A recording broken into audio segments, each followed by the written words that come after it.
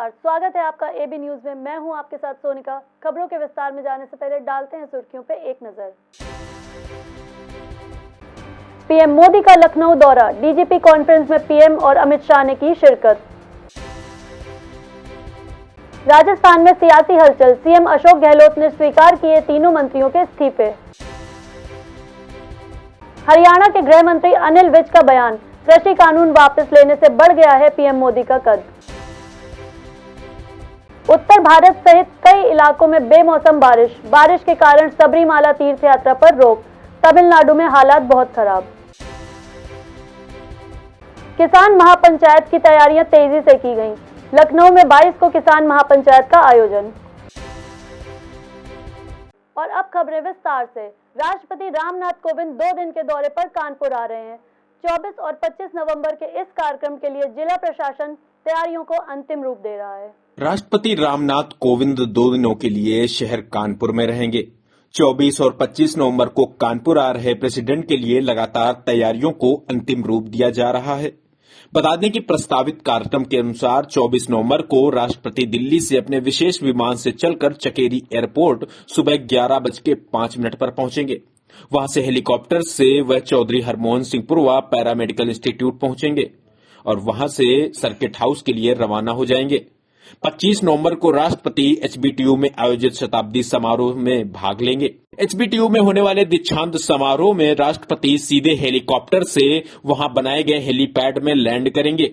इसके लिए हेलीपैड बनाने का काम तेजी से जारी है। वहीं इसके बाद एचबीटीयू में भव्य शताब्दी भवन का लोकार्पण करेंगे। यहीं पर छात्रों का दीक्षांत समारोह रखा गया है। देश के प्रथम नागरिक राष्ट्रपति रामनाथ कोविंद 2 दिनों के दौरे पर कानपुर आने वाले हैं। 24 और 25 नवंबर को राष्ट्रपति रामनाथ कोविंद कानपुर में रहेंगे। इस दौरान 24 नवंबर को सुबह उनका हेलीकॉप्टर चकेरी एयरपोर्ट पर लैंड करेगा। इसके बाद वो सुखराम सिंह यादव, जो कि राज्यसभा सांसद हैं, यानी मेहरबान सिंह का पुरवा जाएंगे, जहां एक कार्यक्रम में भाग लेंगे। उसके बाद 25 तारीख को वो एचबीटीयू में शताब्दी वर्ष समारोह में हिस्सा लेंगे, जहां पर दीक्षांत समारोह का आयोजन किया जाएगा। आपको दिखा दें किस तरीके से तैयारियों को अंतिम रूप दिया जा रहा है। ये शताब्दी भवन है। शताब्दी भवन में इस शताब्दी भवन का भी लोकार्पण होगा और इसके अलावा इनका राष्ट्रपति रामनाथ कोविंद का हेलीकॉप्टर यहां पर लैंड होगा। इसके लिए हेलीपैड को भी अंतिम रूप दिया जा रहा है। इसके अलावा सड़कें भी लगातार बनाई जा रही हैं और काम तेज गति से चल रहा है। बता दें, इससे पहले इसी साल जून में 3 दिनों के लिए राष्ट्रपति कानपुर पहुंचे थे, जिसमें वे खास तौर पर डिजाइन की गई महाराजा एक्सप्रेस से आए थे। लेकिन इस दौरान उनकी फ्लीट के कारण जाम में एक एम्बुलेंस भी फंस गई थी, जिसमें आईआईए के अध्यक्ष की मौत हो गई थी। जिसके बाद इस बार फैसला लिया गया है कि राष्ट्रपति शहर में होने वाले कार्यक्रमों में भी हेलीकॉप्टर से ही घूमेंगे। आपको बता दें, इससे पहले 3 दिनों के दौरे पर राष्ट्रपति रामनाथ कोविंद कानपुर आए थे। उस दौरान वो महाराजा प्रेसिडेंशियल एक्सप्रेस से आए थे, लेकिन इस दौरान शहर में एक दुर्घटना हो गई थी। उनकी ट्रेन को लिए 2 मिनट के लिए ट्रैफिक को रोका जाना था, लेकिन अधिकारियों ने 25 मिनट के लिए रोक दिया था।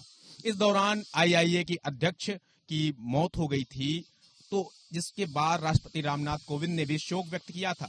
इसलिए इस बार वो हेलीकॉप्टर से आएंगे और शहर में, यदि चूंकि उसी दौरान एक टेस्ट मैच भी भारत और न्यूजीलैंड के बीच हो रहा है, तो यूपीसीए ने उनको आमंत्रण भेजा है। यदि वो वहां जाएंगे तो वो शहर में जहां भी जाएंगे इसके लिए हेलीकॉप्टर का ही यूज करेंगे। 2 दिवसीय दौरे के लिए कानपुर आ रहे राष्ट्रपति रामनाथ कोविंद के लिए तैयारियों को अंतिम रूप दिया जा रहा है। अधिकारियों का दावा है कि राष्ट्रपति के आगमन से पहले सारी तैयारियों को पूरा कर लिया जाएगा। कैमरा पर्सन ऋषि यादव के साथ Prashant Mishra, AB news India. PM Modi के नए कृषि कानून वापस लिए जाने के ऐलान के बाद अब किसानों ने पीएम मोदी के फैसले पर मंथन करना शुरू कर दिया है। सवाल यह है कि किसानों का धरना कब खत्म होगा। किसान नेता राकेश टिकैत ने कहा है कि 750 किसान शहीद हुए, 10,000 मुकदमे हैं, बगैर बातचीत के किसान कैसे चले जाएं।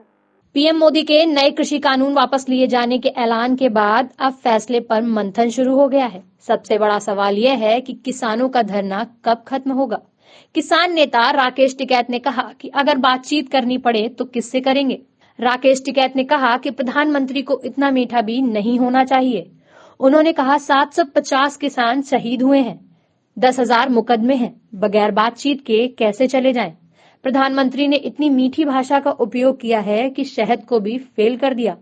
हलवाई को तो ततैया भी नहीं काटता, वह ऐसे ही मक्खियों को उड़ाता रहता है।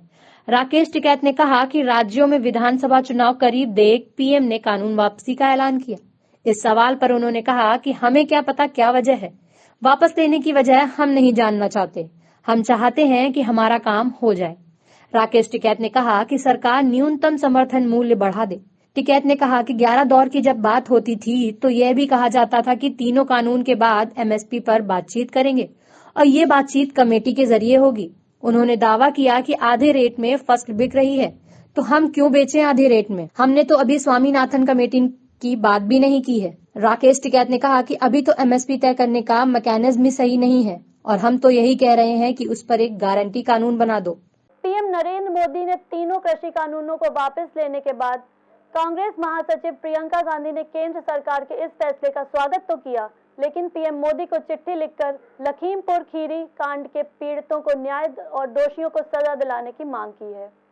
पीएम नरेंद्र मोदी ने तीनों कृषि कानूनों को वापस ले लिया है। इसके बाद से सियासत जारी है। कांग्रेस महासचिव प्रियंका गांधी ने केंद्र सरकार के फैसले का स्वागत किया है, लेकिन उन्होंने पीएम मोदी को चिट्ठी लिखकर लखीमपुर खीरी कांड में पीड़ितों को न्याय दिलाने की मांग की है। प्रियंका ने लखीमपुर कांड में केंद्रीय गृह राज्य मंत्री अजय मिश्र टेनी के बेटे को बचाने और राजनीतिक संरक्षण देने का आरोप लगाया है। प्रियंका ने कहा कि केंद्रीय गृह राज्य मंत्री अजय मिश्र टेनी के बेटे पर किसानों को कुचलकर मारने का आरोप है और आपकी पुलिस आरोपी को बचाने में जुटी हुई है। अगर आप किसानों के हितैषी हैं तो अजय मिश्र के साथ मंच साझा न करें। उन्होंने सीधे कहा कि लखीमपुर मामले में सरकार ने शुरू से ही आरोपी को बचाने की कोशिश की। प्रियंका ने पत्र में लिखा, आप देश के प्रधानमंत्री हैं, आप देश के किसानों के प्रति अपनी जिम्मेदारी अच्छी तरह से समझते होंगे। हर देशवासी के लिए न्याय सुनिश्चित करना प्रधानमंत्री का कर्तव्य ही नहीं, उनका नैतिक दायित्व होता है। कहा कि देशवासियों को संबोधित करते हुए आपने कहा कि सच्चे मन और पवित्र हृदय से किसानों के हित को देखते हुए कृषि कानून को वापस लेने का अभूतपूर्व निर्णय लिया है। आपने यह भी कहा कि देश के किसानों के प्रति आप नेक नियत रखते हैं। यदि यह सत्य है तो लखीमपुर किसान नरसंहार मामले में पीड़ितों को न्याय दिलवाना भी आपके लिए सर्वोपरि होना चाहिए। Bureau report, AB news. Kanpur के अशोकनगर इलाके में एक कारोबारी की पत्नी का शव घर में टंगा मिला। मृतका के परिजनों का पति पर बेटी को मारकर टांगे जाने का आरोप है। पुलिस मामले की जांच कर रही है। कानपुर के नजीराबाद थाना क्षेत्र अशोकनगर इलाके में उस समय हड़कंप मच गया जब संदिग्ध परिस्थितियों में कारोबारी की पत्नी का शव घर में लटका मिला। वहीं मृतका के मायके वालों ने बेटी को मारकर टांगने का आरोप लगाया है। बता दें कि कारोबारी सूर्यांश खरबंदा की शादी 3 साल पहले आंचल ग्रोवर से हुई थी। मृतका की मां का आरोप है कि पति ने बेटी को मारकर उसका शव पंखे के सहारे टांग दिया है। वही घटना की जानकारी उस वक्त हुई जब मां ने बेटी को फोन मिलाया तो फोन नहीं उठा, जिस पर वो अशोकनगर आवास पहुंचे, जहां गार्ड ने पहले तो दरवाजा नहीं खोला। वही कड़ी मशक्कत के बाद गार्ड ने दरवाजा खोला तो देखा घर के अंदर शव पंखे से लटका हुआ था। वहीं मौके पर पहुंची पुलिस ने शव को कब्जे में लेकर पोस्टमार्टम के लिए भेज दिया। परिजनों द्वारा दी गई तहरीर पर मामला दर्ज कर लिया गया है। साथ ही आरोपियों की तलाश की जा रही है। Bureau report, AB news. Deepawali के मौके पर बीती शाम कानपुर के गंगा घाट पर अद्भुत नजारा नजर आया। अटल घाट को 11,000 दीपों से ऐसे सजाया गया, लग रहा था कि गंगा मैया ने दीपों की चुनरी ओढ़ ली है। कुछ ऐसा नजारा शहर कानपुर के अटल घाट में दिखाई दिया, जहां गुरु पूर्णिमा के पावन पर्व पर भव्य आरती का आयोजन किया गया।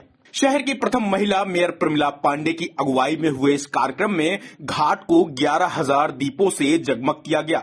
वहीं घाट पर आए भक्तों ने मां गंगा में दीपदान करना शुरू किया तो लगा मां गंगा मैया ने दीपों की चुनरी ओढ़ ली हो। बता दें, देव दीपावली पर बिठूर से लेकर सरसैया घाट तक गंगा किनारे जगमग रहे। अटल घाट पर काशी से आए पुजारी ने मां गंगा की आरती की, जिसमें मेयर प्रमिला पांडे और मंत्री नीलिमा कटियार ने भी पूजा आरती की।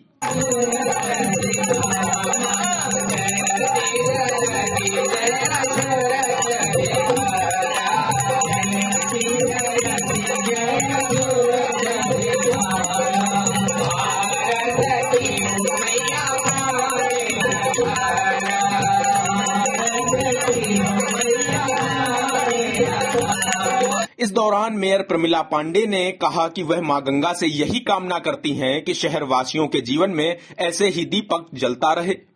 आयोजित किया जा रहा है कार्तिक पूर्णिमा के शुभ अवसर पर शहर के जितने घाट हैं सब आज हमारे पूरे शहर की जनता उमड़कर दीप दान कर रही है।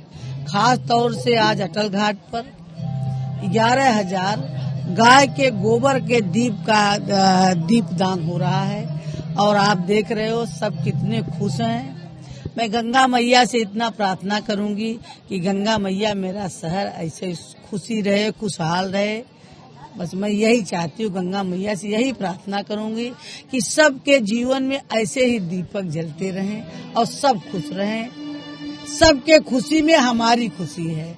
नमस्कार। मंगल ग्रह पर मौजूद नासा के हेलीकॉप्टर का एक वीडियो अमेरिकी स्पेस एजेंसी ने शेयर किया है। इसमें हेलीकॉप्टर की कलाबाजियां लोगों को बहुत आकर्षित कर रही हैं। मंगल ग्रह पर मौजूद नासा के इंजीनिटी हेलीकॉप्टर का एक वीडियो अमेरिकी स्पेस एजेंसी ने शेयर किया है। इसमें इंजीनिटी हेलीकॉप्टर को मंगल की सतह से टेक ऑफ और लैंडिंग करते हुए देखा जा सकता है। वीडियो को नासा के परसेवरेंस मार्स रोवर पर लगे मासकैम जेड उपकरण से रिकॉर्ड किया गया है। इंजीनिटी ने 4 सितंबर 2021 को मंगल पर अपनी 13वीं उड़ान भरी थी। इंजीनिटी मंगल के चुनौतीपूर्ण वातावरण में उड़ान भरता है और अलग अलग एंगल से सतह की तस्वीरें खींचता है। इंजीनिटी हेलीकॉप्टर के टेक ऑफ और लैंडिंग का वीडियो वैज्ञानिक जांच के लिए हासिल किया गया था, जिसका उद्देश्य हेलीकॉप्टर से पैदा होने वाले धूल के ढेर को मापना था। वीडियो को ट्विटर पर नासा मार्स के अधिकारिक पेज से शेयर किया गया था। 1 मिनट 3 सेकंड के इस वीडियो की शुरुआत में इंजीनिटी हेलीकॉप्टर फ्रेम के निचले हिस्से में बाईं ओर नजर आ रहा है। यह रोवर में करीब 980 फीट की दूरी पर स्थित है। फिलहाल इस न्यूज बुलेटिन में इतना ही। मुझे दीजिए इजाजत। आप देखते रहिए एबी न्यूज। नमस्कार।